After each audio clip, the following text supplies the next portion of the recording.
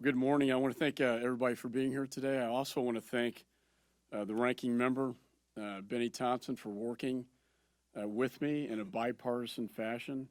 I want to thank all the members of the task force in creating a bipartisan report on combating terrorism and foreign fighters. In my judgment, the threat to the homeland has never been greater. This is a product of ISIS growing in the region, in Iraq and Syria. There's a threat of foreign fighters traveling to the region and then coming back to Europe or to the United States. We've had over 30,000 foreign fighters from 100 different countries travel to what is called the Caliphate to fight. We've had 5,000 individuals with Western passports.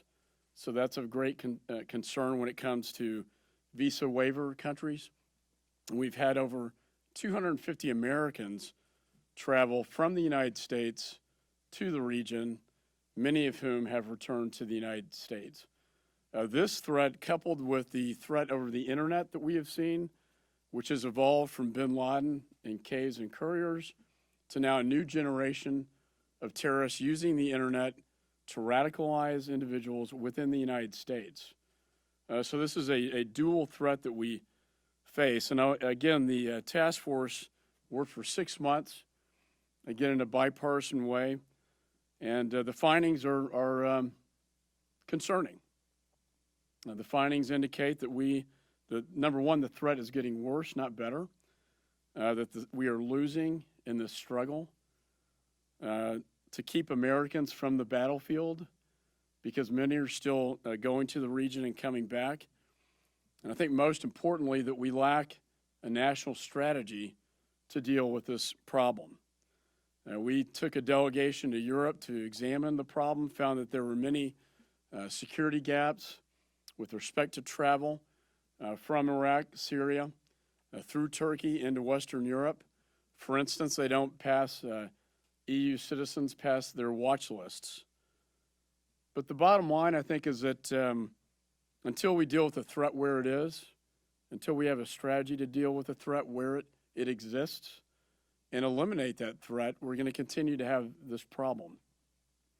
And until we have a combating violent extremism effort in the United States to deal with radicalization from within, on the prevention side, we're going to continue to have a problem here in the United States. I think the stats are alarming. Over nearly 70 ISIS followers have been arrested in the last year in the United States of America. I think that's a wake-up call to action, and I think that's what this task force was formed to do, to create recommendations to deal with this alarming and increasing problem that we face here in the homeland. I am hopeful that we will produce legislation as a result of the key findings of this report from the task force.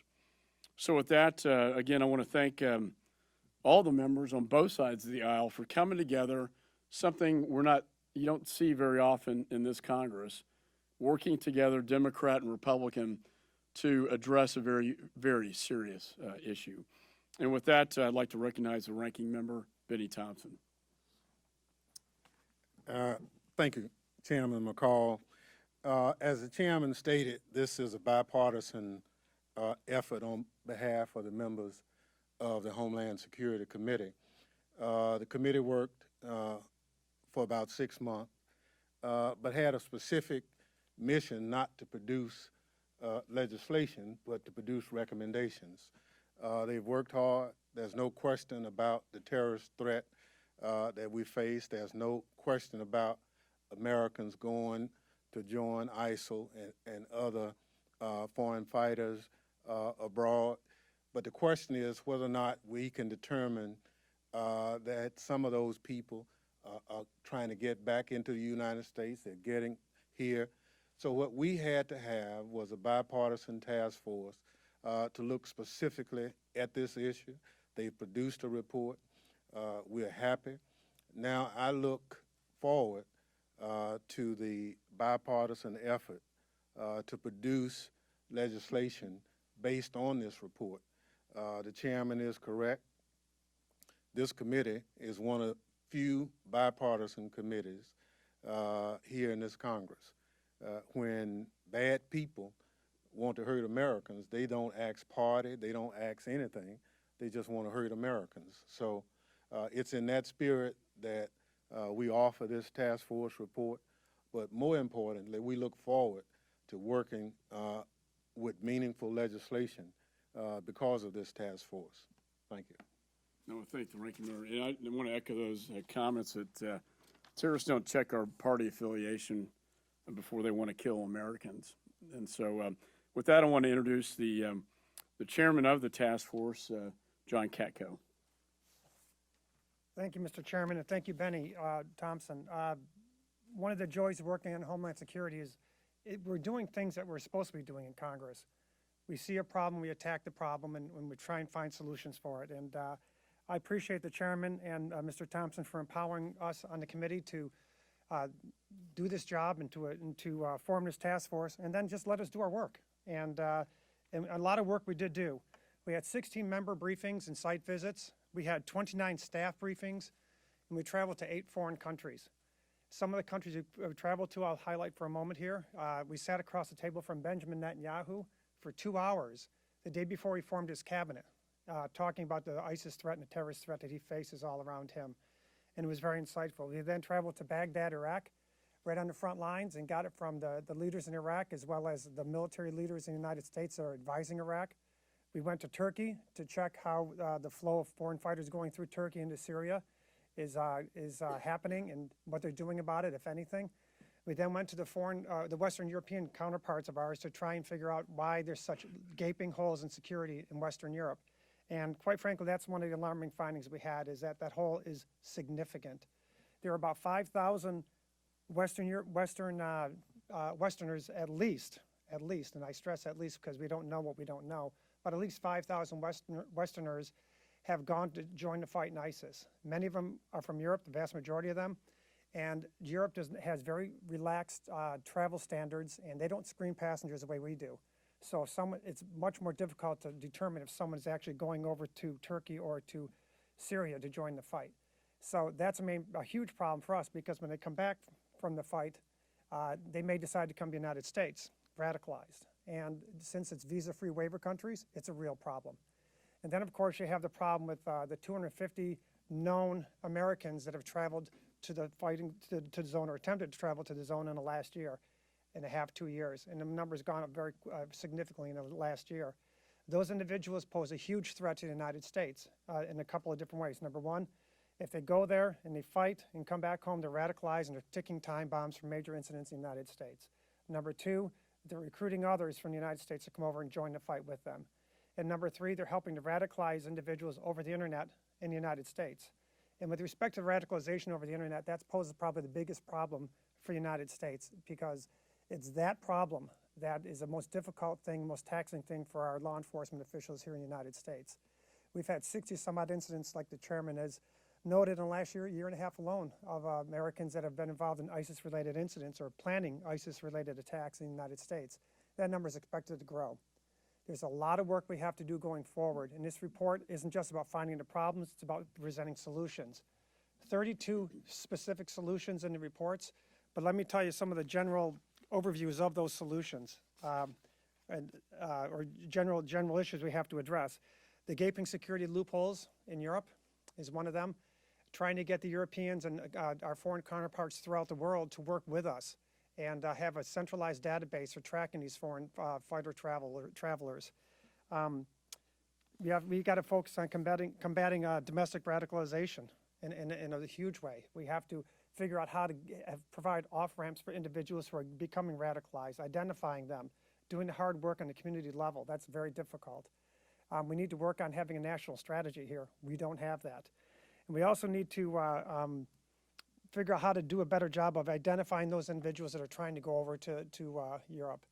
One of the other things we got to look at is the problem with how they're recruiting Americans here. They recruit them on the internet, and they go to what we call the dark spaces of the internet, which we can't monitor even with a court order. It's very difficult, and that's a real problem for us. and we got to figure out how to do a better job with that. We have to work with our global allies much better than we're doing right now, in much more coordinated fashion. And we got to encourage information sharing, which Mr. Loudermilk identified for us during the course of the task force, about information sharing between local, state, and federal officials, and doing a better job of that. There's many more things we have to do, but the bottom line is this, the recommendations are specific, and you're going to see a lot of proposed legislation coming out of this.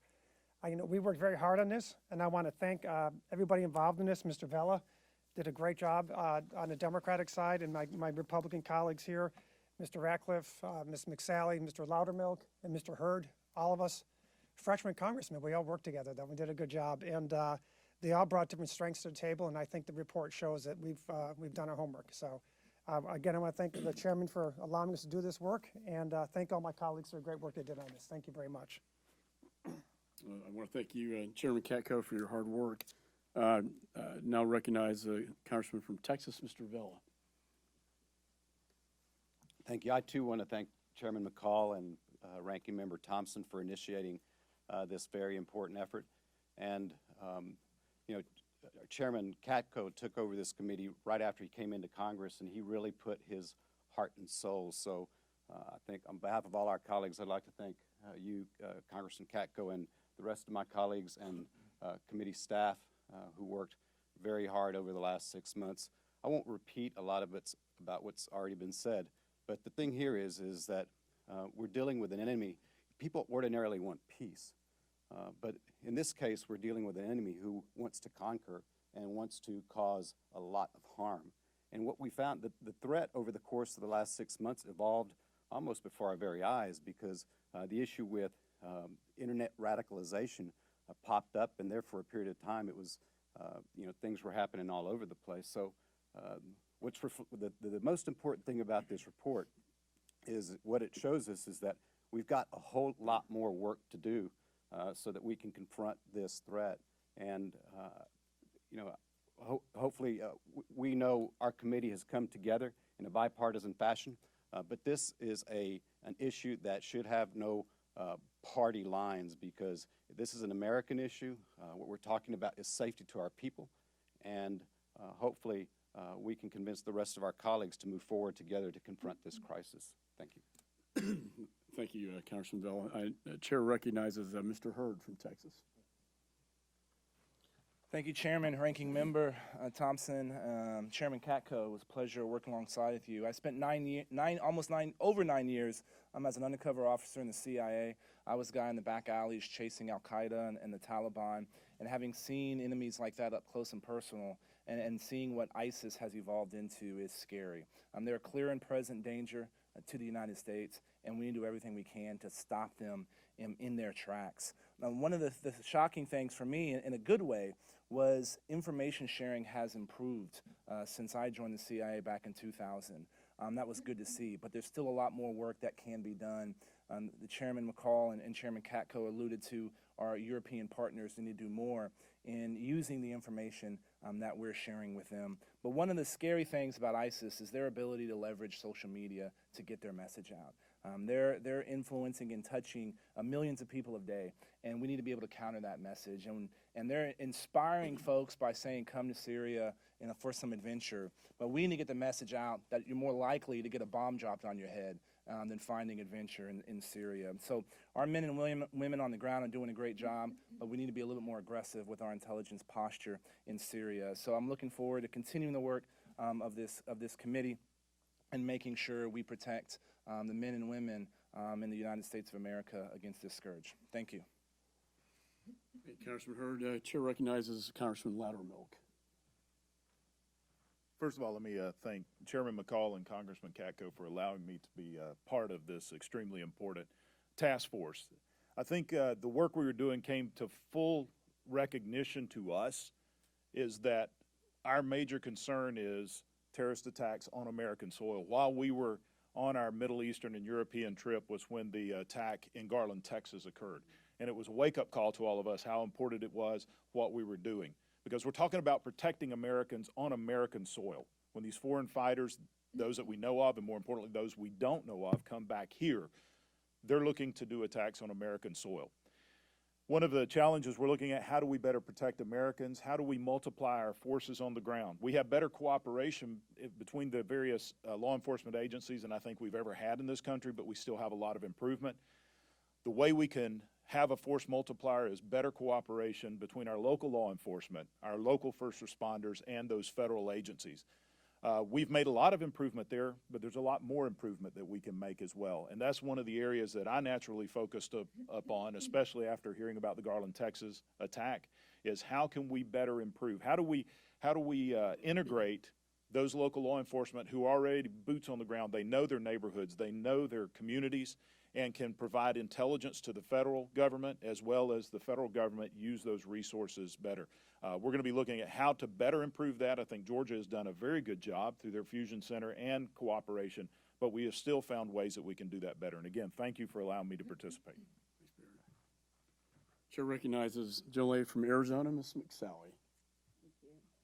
Thanks, Chairman McCall, Ranking Member Thompson, and Chairman Katko. It's really been a pleasure and an honor to be appointed to this task force, and the work we have done has been exactly what my freshman colleagues and I said we came here to do, which is solve problems, to protect America, and impact the future of our country as far as the security goes. Now, while Congressman Hurd was chasing guys around on the ground, I was shooting 30 millimeter out of A-10s against this kind of threat while I was serving in the Air Force for 26 years. And I'll tell you, this threat has grown and metastasized and is something that is much more nimble, and we've got to catch up. The terrorists are acting at the speed of broadband while we are acting at the speed of bureaucracy.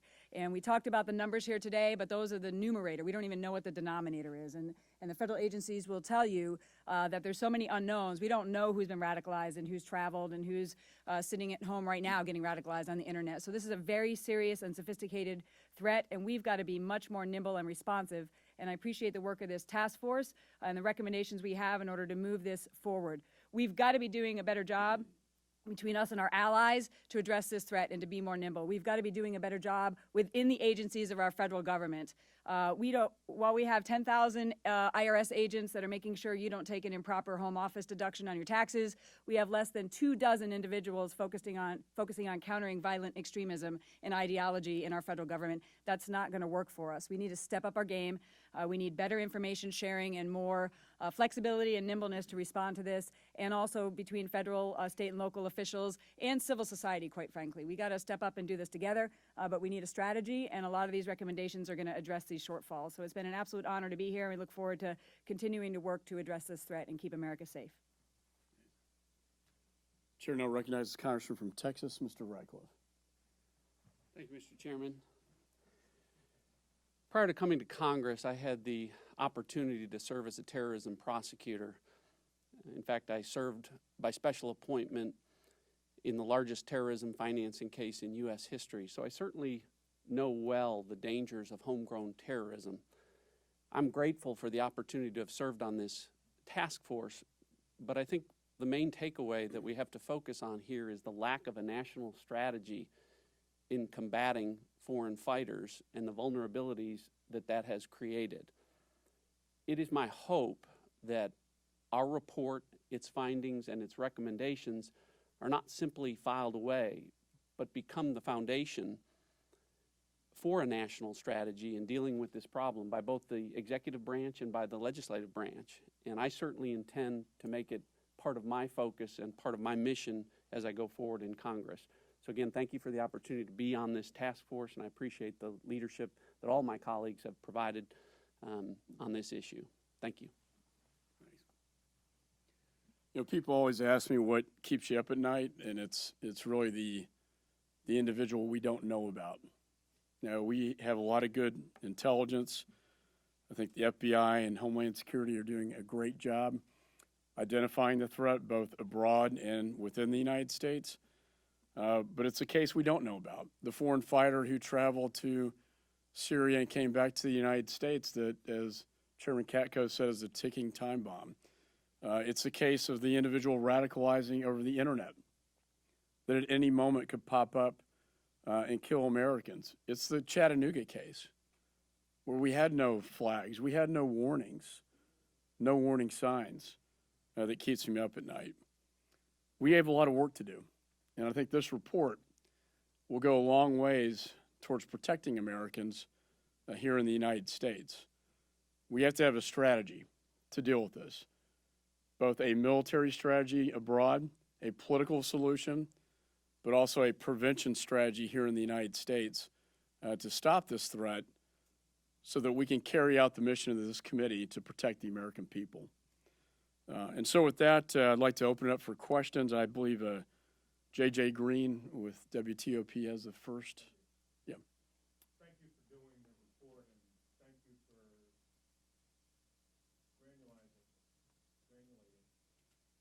crystallizing what we've been hearing for 3 or 4 years. We all know about this threat, and we all know about their nimble nature when it comes to using social media, and we all know just via the images that we've seen what they're capable of, and we all know that it's a big problem.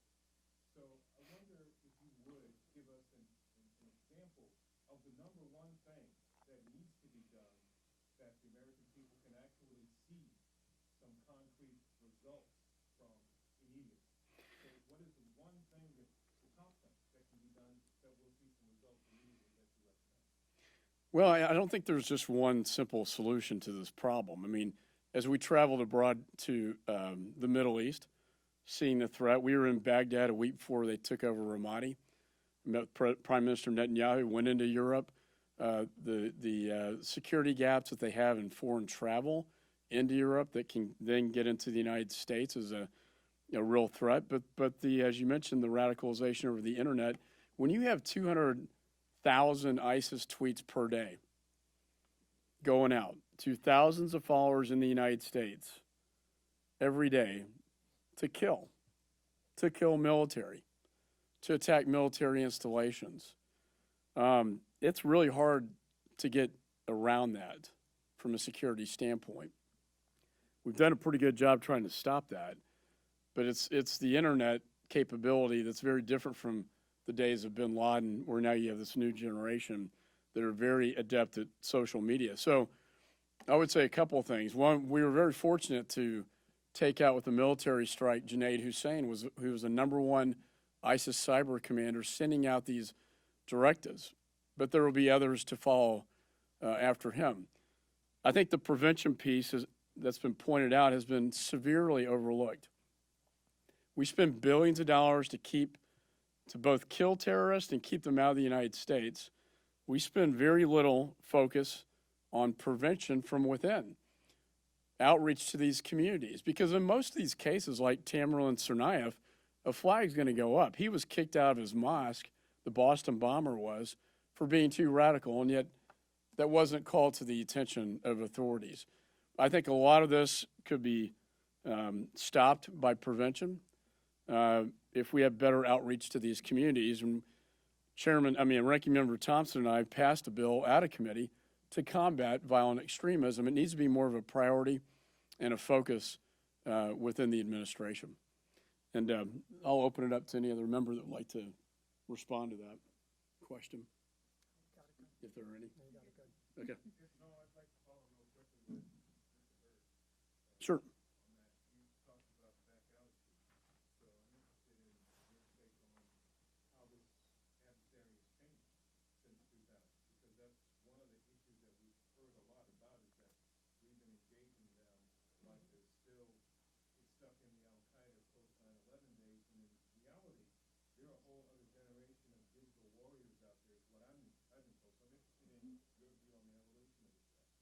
You know, they're not hiding. ISIS is a very new phenomenon from Al Qaeda of the early 2000s, and their ability to reach out to many people, that means they increase their surface area of attack in ways that we can understand their networks. But you can still stop them the same way we stopped Al Qaeda in Afghanistan. In December of 2001. When the fall of Kandahar, in southern Afghanistan, which was the headquarters of the Taliban, we'd killed 2/3 of Al Qaeda leadership, and we pushed out the Taliban out of the entire country. And there were only 400 Americans on the ground, 300 special forces, 100 CIA officers. We were able to accomplish that because of the most, a superior air power that the world had ever seen, and relationships with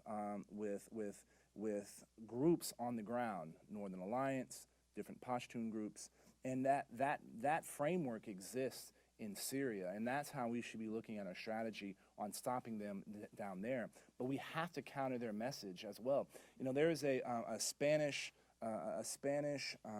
professor that's now at Georgetown who has highlighted. He's looked at about 800 campaigns that ISIS is using, and they're using imagery from TV shows like Person of Interest, movies like American Sniper, video games like Call of Duty.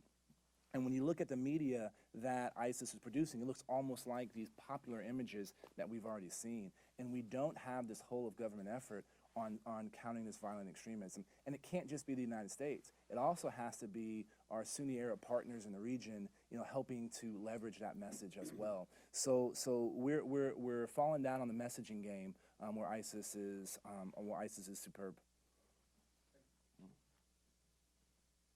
Yes. You stated that 300,000 foreign fighters have gone into Syria and Iraq. 30,000. 30,000. Yeah. Excuse me. Where did that number come from, and what countries are they mostly coming from? That's from basically the federal law enforcement numbers, intelligence community they've developed those numbers. Let me just emphasize, those are the ones that we know about. And you don't know what you don't know. When it comes to the 250 Americans, that's just the ones that we know about, many of whom have returned to the United States, and we're very concerned about that threat as well. They're really coming from all over the world. They're coming out of Europe. They're coming out of Northern Africa. They're coming from Australia. They're coming out of Indonesia.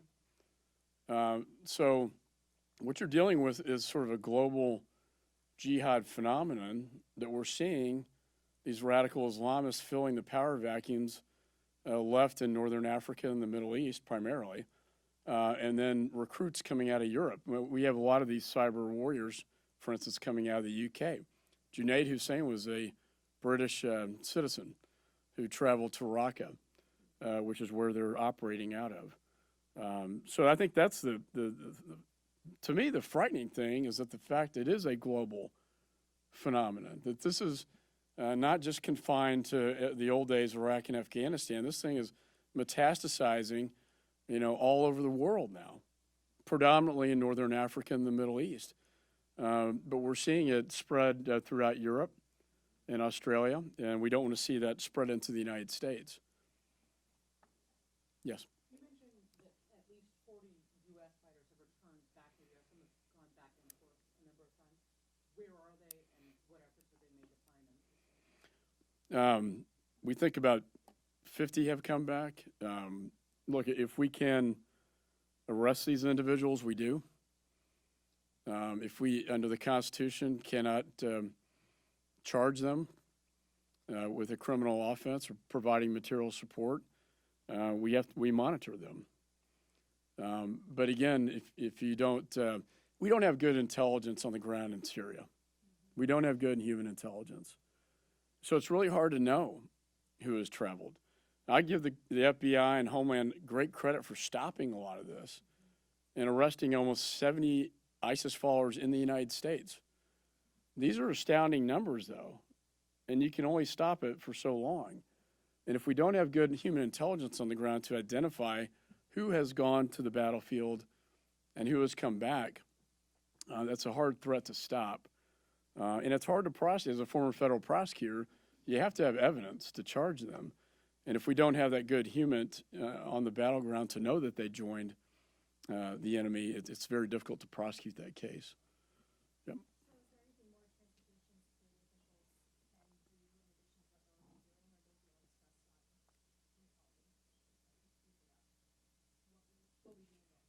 Well, I think it's good intelligence can stop this, and the intelligence sharing within our partners and European partners is really key to this. TSA has ramped up their security precautions.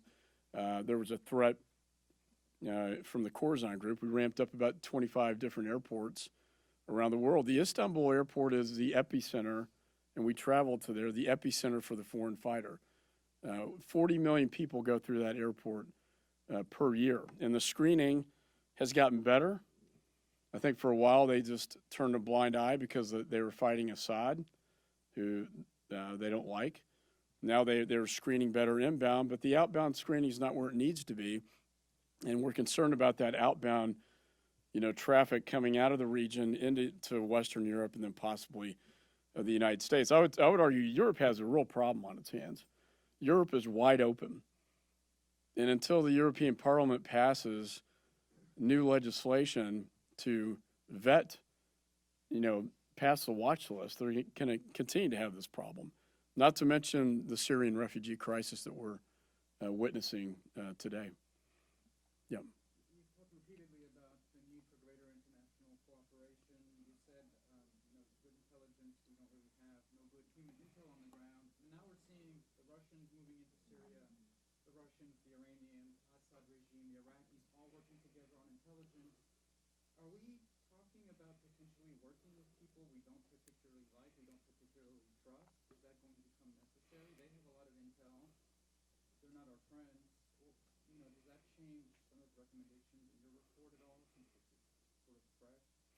Well, I think Russia has filled a power vacuum. I think we've had a failed foreign policy and strategy that's led to this in terms of dealing with Assad or dealing with ISIS.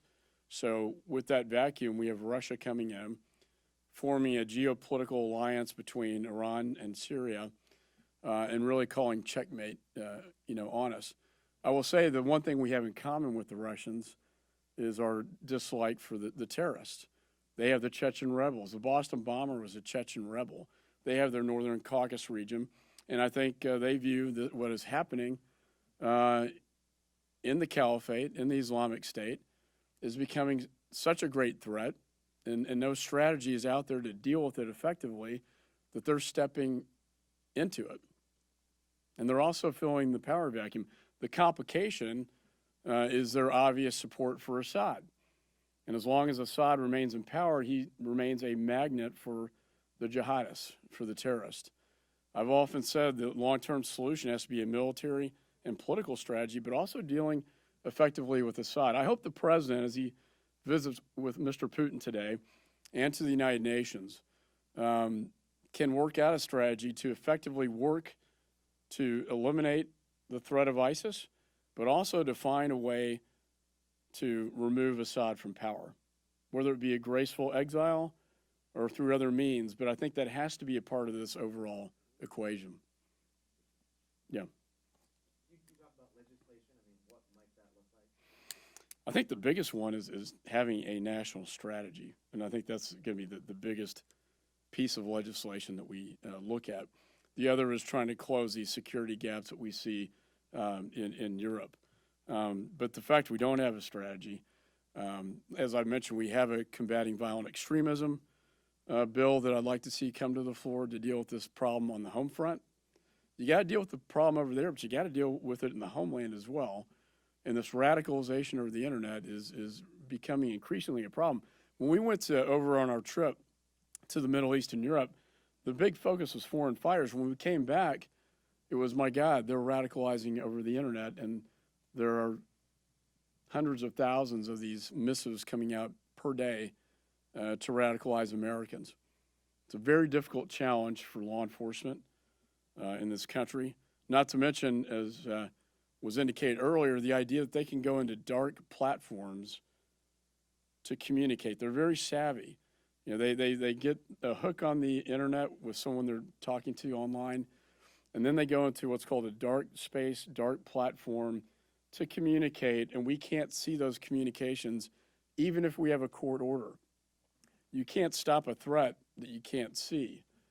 And if they can communicate in darkness, that makes the threat even higher, and we need to be able to shine a light on that darkness. And I think that's another piece of legislation that we'll be looking at, is how can we change that so that we can monitor these communications. If someone in Raqqa, Syria is talking to someone in New York about conducting a terrorist attack and we can't see that communication, that puts Americans in danger.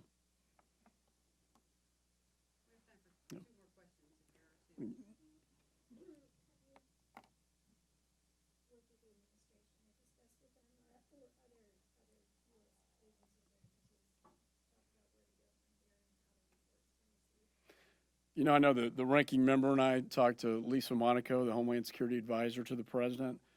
I think she recognizes the threat level here. I know she's had discussions with Turkey, important NATO ally in this fight against ISIS over there.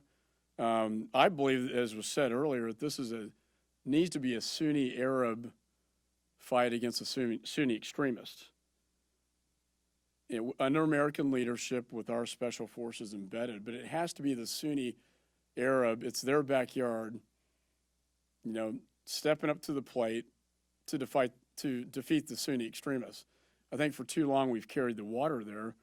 And 100,000 U.S. combat, you know, we're the infidel over there.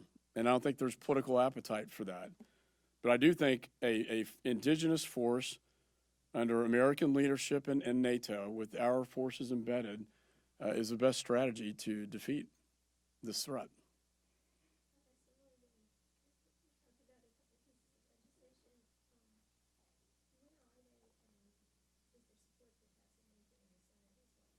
Well, we just came out with this report, and so the next step is to identify the legislative steps necessary, and also dealing with the other key committees. I think, again, this is one of those issues that, as a ranking member indicated, this is about protecting Americans. This should not be a partisan issue. These bills should be able to pass through the House. And the Senate, even given their 60-vote rule, for God's sakes, if we can't pass this kind of legislation, what can we pass in this Congress? And I think the White House would invite this type of legislation. I don't know if Chairman Katko wants to comment any further on the legislative steps. Yeah, sure. There's, in the report, as you go through it, there's 32 key findings that we have in the report, and those findings are going to be the genesis of the legislation. So if you just look at those findings, you're going to see what we're talking about with legislation, in addition to what we've already talked about. If you want some more specifics as to the various federal agencies and federal government officials you spoke to, if you look at page 56 of the report, first appendix, it lists all the different places we briefed with: State Department, FBI, Justice, Homeland Security, all these executive agencies, and we got a lot of input from them as well. So that'll give you a lot of input as well. Okay. Last question. Lastly, how much of an indictment is this against the Obama administration's policy? I mean, does the lack of a strategy, as you put it, fall squarely on the White House and the DOD? Well, I'm not trying to, make a partisan attack. We're just telling the truth. The threat's real. You can try to downplay it, but the threat is real to the homeland. When you look at the numbers, they don't lie. The stats are real in terms of the numbers of foreign fighters that I've described.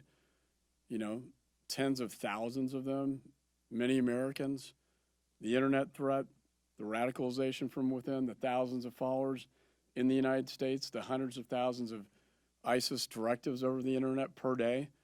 I'm very concerned about our security. And so I would hope the President would take this as an opportunity as he meets with our foreign partners and with Mr. Putin to try to resolve this crisis. Because if we don't handle it over there, if we don't address it honestly and call the threat what it is and know that it's a real threat, we're not going to be able to eliminate the threat, and therefore the American people will always be at greater risk. And that's all we're trying to accomplish. We're not trying to throw partisan jabs out. We're just speaking the truth about the threat level and what we think needs to be done to stop that threat, both overseas but also from coming into the United States so they can kill Americans. Thank you guys very much. Thank you.